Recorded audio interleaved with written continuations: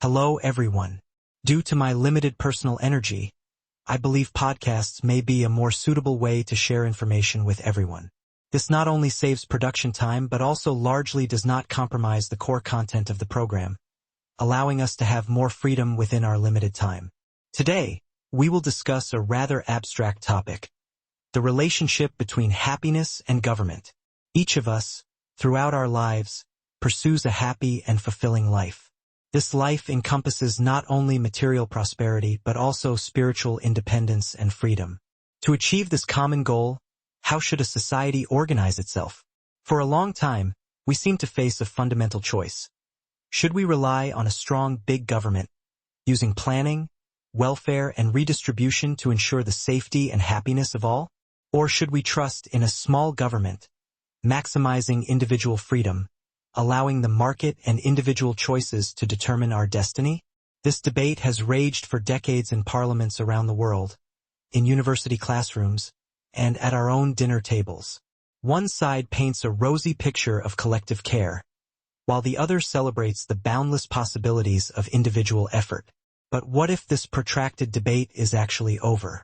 What if the answer already exists, and isn't just a vague philosophical debate, but backed by clear, hard data and facts? To prove this point, in the following sections, we will use objective data and real-world examples to gradually reveal a conclusion. For a nation's citizens, the path to true, sustainable happiness is paved with economic freedom, not total government control.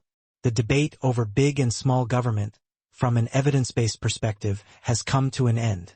When discussing such an emotionally charged topic, we must first seek an objective, neutral metric to avoid descending into a purely ideological battle. Fortunately, such a tool exists.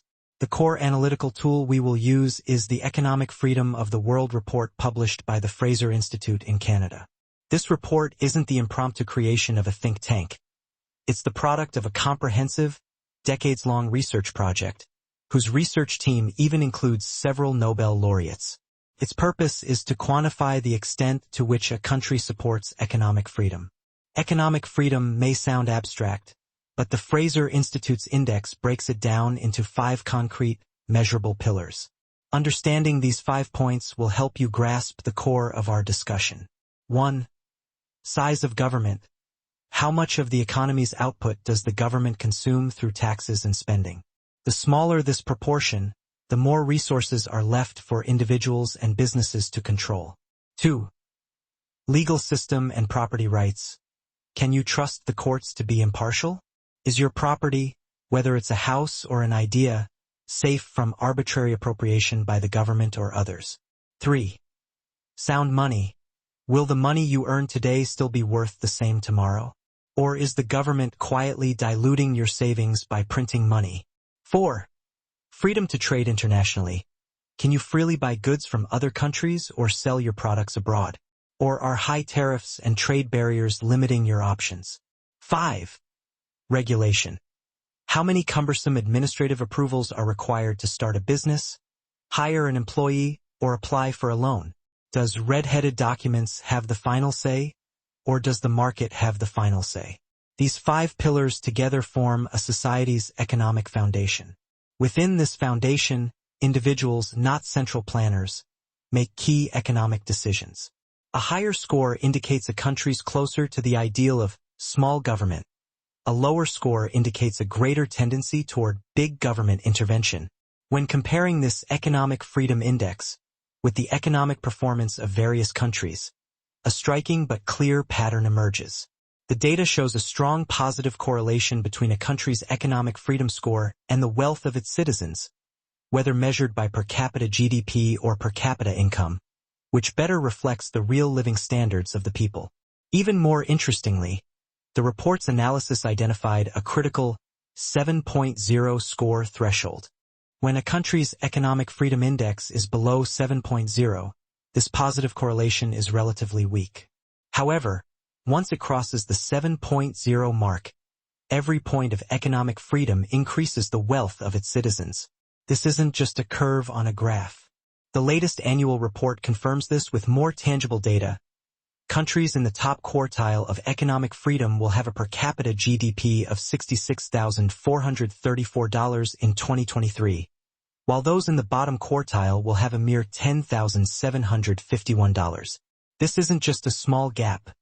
It's a chasm that determines quality of life.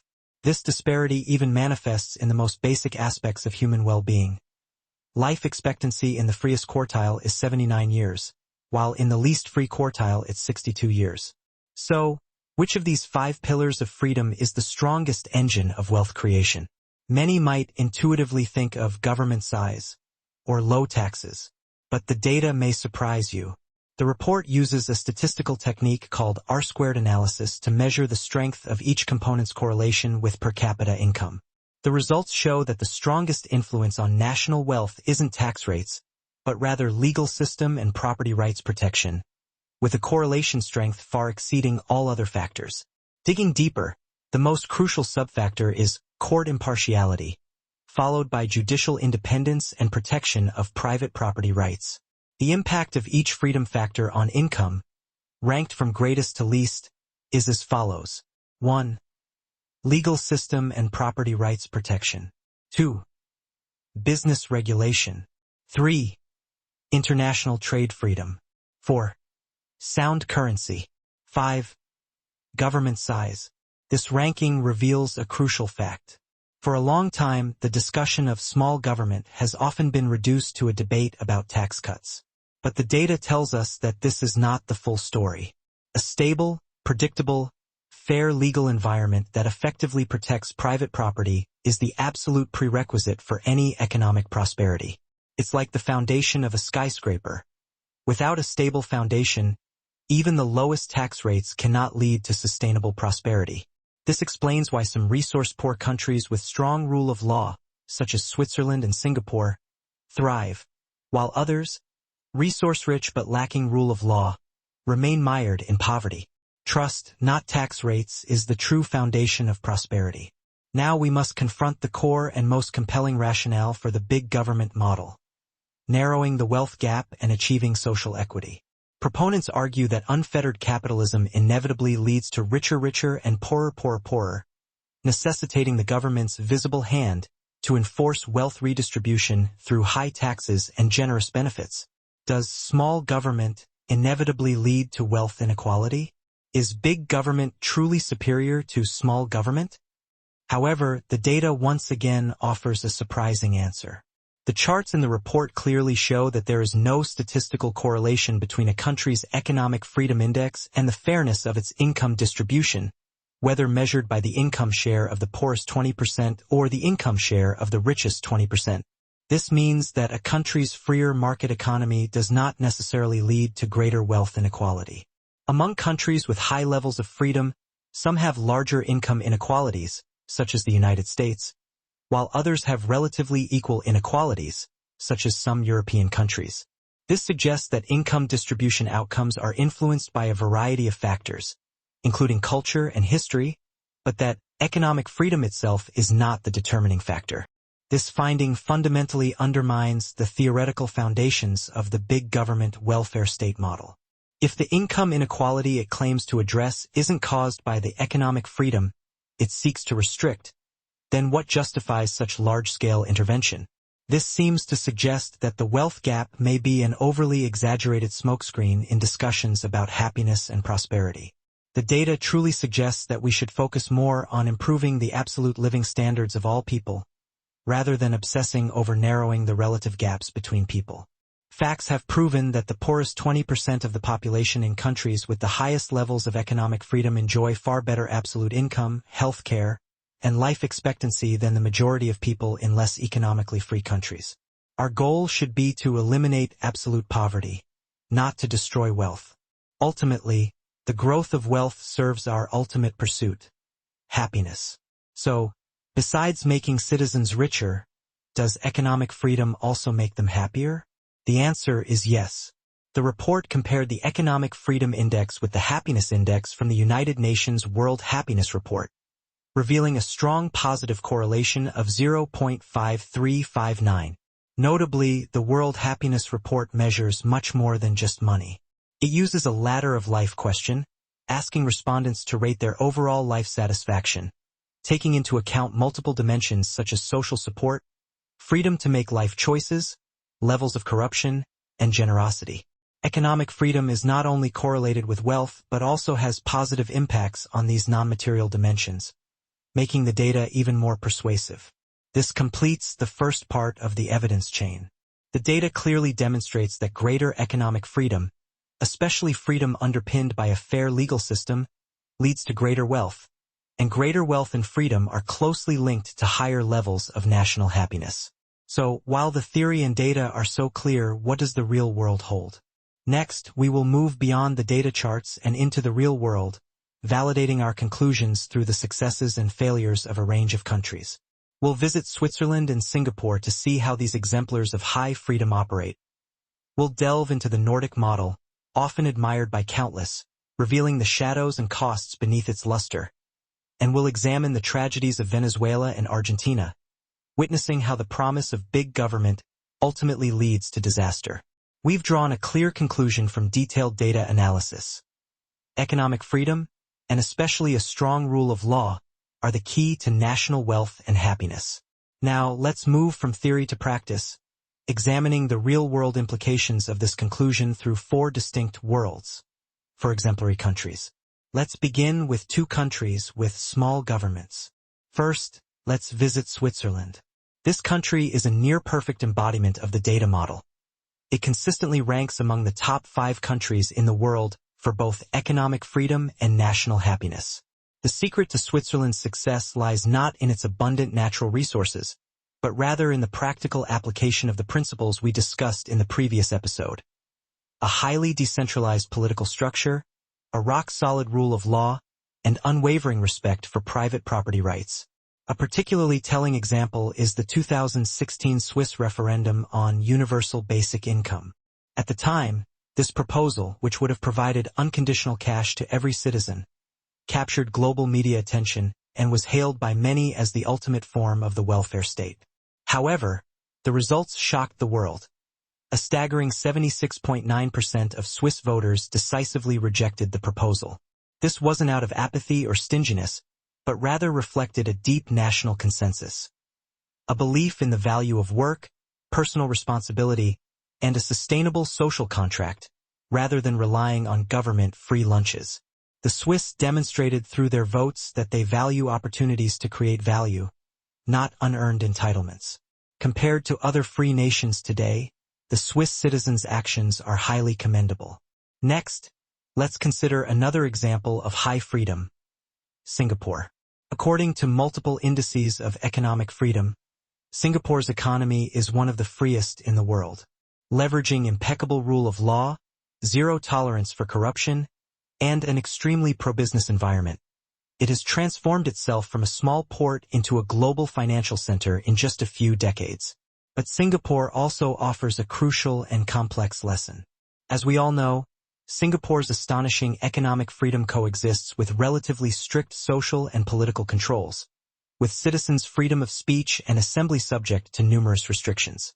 This seemingly contradictory phenomenon precisely helps us define the true meaning of small government. At its core, small government isn't anarchism, nor is it a weak, hands-off government.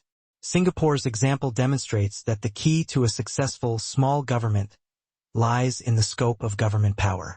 It must be extremely big in one core area. As a steadfast enforcer of the law, a faithful guardian of property rights, and an impartial arbitrator of commercial contracts. When the government concentrates power on ensuring a fair, stable, and predictable market environment, and strictly limits its impulse to arbitrarily intervene in the economy, tremendous prosperity can be created. Singapore's success stems precisely from its government's exceptional performance in its core economic functions, proving that economic freedom can be more important than other forms of freedom in creating wealth. Now, let's turn to the big government that leads the way in both taxation and welfare, the Nordic welfare states often hailed as paradise on earth. There's no doubt that Nordic countries have achieved remarkable success in quality of life, social welfare, and happiness. But like a responsible analyst, we must peel back the shiny price tag and examine the costs and sustainability behind it. First, high taxes. The Nordic model is funded by some of the highest tax burdens in the world. A common misconception is that this money comes primarily from the wealthy. In reality, to support massive public spending, Nordic countries have a broad tax base. High consumption taxes, VAT, mean that the middle class and low-income groups also bear a heavy tax burden, making their tax systems far less progressive than might be imagined. Faced with such high tax burdens, the reaction of rational economic actors is predictable. Take, for example, the iconic Swedish company IKEA. This company, renowned worldwide for its minimalist design and affordable prices, has an incredibly complex equity and operating structure. The investigation report shows that IKEA legally shifted profits from high-tax to low-tax jurisdictions through a sophisticated and complex network of companies spanning the Netherlands, Luxembourg, and even Liechtenstein, evading approximately €1 billion in taxes in just 6 years from 2009 to 2014. This is not an isolated case. It is a rational choice made by a company in the face of high tax rates in order to survive and thrive. If the corporate response was implicit, the individual reaction was even more dramatic. In 2022, the Norwegian government decided to increase its already controversial wealth tax, an annual tax on personal net worth, including unrealized company shares. This move was the final straw that broke the camel's back. In the following 2 years, over 300 of Norway's wealthiest entrepreneurs and investors, along with their wealth and future investment plans, collectively departed for low-tax countries like Switzerland. Among them was Kjell Inge Rock, one of Norway's most prominent industrialists. His departure is expected to cost the Norwegian government tens of millions of dollars in tax revenue annually. This wasn't just the individual choices of a few wealthy individuals. It represented a trend of capital flight, a vote with one's feet against an unfriendly business environment. When a country's tax policies begin to penalize success and capital accumulation, capital will choose to leave for more welcoming climes. This ultimately erodes the country's investment base and reduces future job opportunities. Ironically, the departure tax introduced by the Norwegian government to stem this tide has been described by entrepreneurs as the creation of a financial prison. The Nordic model demonstrates that it is not a perfect model that can be endlessly replicated. It is built on high taxes, high trust, and a relatively homogeneous social structure. But in today's globalized world, with the free flow of capital and talent, this model faces a severe test of its inherent contradictions. Its generous welfare benefits, through punitive taxation, are driving out those most able to pay for them. If the Nordic model represents a costly experiment in the big government philosophy, then the experiences of Venezuela and Argentina offer a tragic portrait of that philosophy's complete failure. Once upon a time, Venezuela was Latin America's wealthiest country, sitting on the world's largest proven oil reserves. But after Chavez and Maduro implemented their so-called 21st century socialism, the country plunged into a humanitarian disaster. The government's massive expropriation of private enterprises, strict price controls, and excessive money printing, quintessential big government interventions, completely destroyed the country's economic foundation. The consequences are horrific. Hyperinflation has rendered the currency worthless. At one point in 2018, a 2.4-kilogram chicken cost 14.6 million bolivars. The poverty rate soared to a staggering 94.5%. 2021 data. Food and medicine are in dire shortages, with scenes of people scavenging in garbage dumps commonplace. Millions have been forced to flee their homes and become refugees. Venezuela's story is a textbook example of how big government promises paradise but ultimately leads to hell. Unlike Venezuela's precipitous collapse, Argentina demonstrates a chronic, recurring addiction to big government. A century ago, Argentina was one of the world's wealthiest countries. But it has since fallen into a vicious cycle of populism. The government overprints money to finance unsustainable public spending and welfare promises, leading to hyperinflation, followed by economic crisis and debt default. Following social unrest, a new populist government takes power, only to repeat the same cycle. This prolonged economic instability has taken a devastating toll on the nation's psyche. Daily life in Argentina is fraught with uncertainty. The first thing they do when they wake up is check the exchange rate, as prices can double in a single day. Long-term planning becomes impossible, and society is permeated with anxiety and stress. A study shows that economic problems have become the primary cause of psychological distress among Argentines. Even more poignantly, a report indicates that by 2024, 58% of household loans will be used to buy food. The experiences of Venezuela and Argentina are prime examples of playing a good hand badly, and they continue to struggle. Finally, let's examine a more insidious form of big government. What happens when the government not only attempts to control the economy, but also attempts to define and monopolize the interpretation of happiness? Bhutan's concept of gross national happiness, GNH, once hailed by the West as a transcendence of GDP-centric thinking, sounded wise and humane. It uses environmental protection, cultural heritage, and good governance as criteria for measuring national development. However, this beautiful concept hides a dark history. Critics point out that the promotion of GNH has effectively obscured Bhutan's brutal ethnic cleansing of its Nepali-speaking Lhotshampa minority in the 1990s, resulting in the deprivation of citizenship, deportation, and refugee status for tens of thousands. Many political dissidents remain in prison for long periods of time. Bhutan's case serves as a crucial warning. When a government has the power to define happiness, it also has the power to exclude or even persecute those who do not meet its standards.